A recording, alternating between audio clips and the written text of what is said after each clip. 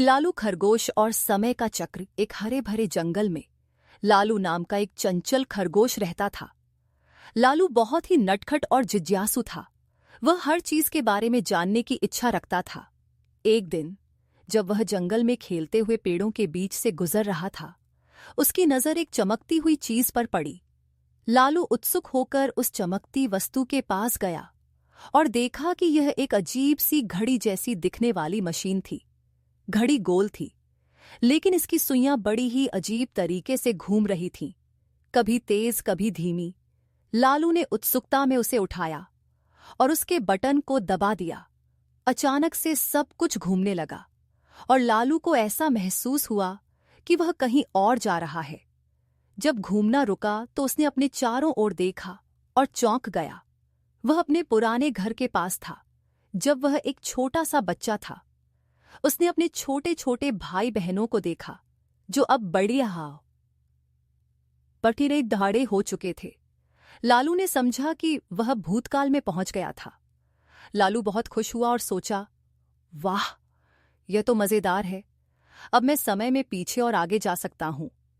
वह फिर से उस घड़ी के बटन को दबाकर भविष्य में जाने की कोशिश करने लगा।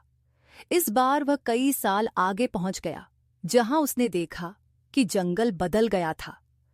पेड़ छोटे हो गए थे, जानवर कम हो गए थे और उसके पुराने दोस्त कहीं नजर नहीं आ रहे थे।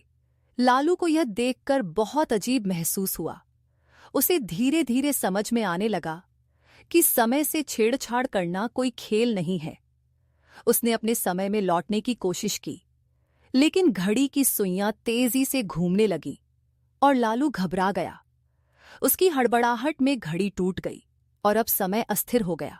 अचानक जंगल में कुछ अनहोनी होने लगी। कुछ जानवर गायब होने लगे, पेड़ सूखने लगे और मौसम एक पल में बदल जाता।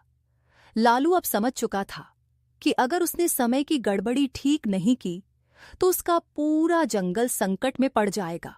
वह टूटे हुए घड़ी के टुकड़ों को इकट्ठा करने लगा और सोचने लगा कि उसे कैसे ठीक किया जा सकता है।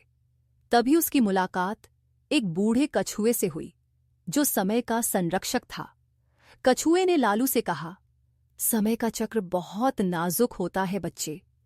इसे छेड़ने से दुनिया असंतुलित हो जाती है, लेकिन चिंता मत करो, मैं तुम्हारी मदद करूंगा।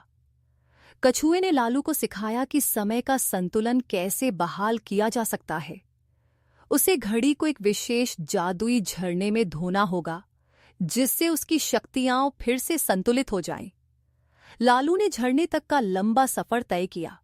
रास्ते में कई बाधाओं का सामना किया, लेकिन आखिरकार उसने घड़ी को झरने में धोया और घड़ी की सुइयां फिर से सही ढंग से चलने लगीं। समय फिर से स्थिर हो गया और लालू अपने वर्तमान समय में लौट आया। उसने अपनी घड़ी को कछुए को लौटा दिया और वादा किया कि वह अब कभी समय से छेड़छाड़ नहीं करेगा। उसने सीखा कि समय का सम्मान करना कितना महत्वपूर्ण है और कैसे छोटे छोटे काम भी बड़े बदलाव ला सकते हैं। लालू ने अपने दोस्तों और परिवार को यह कहानी सुनाई और सभी ने समय के महत्व को समझा।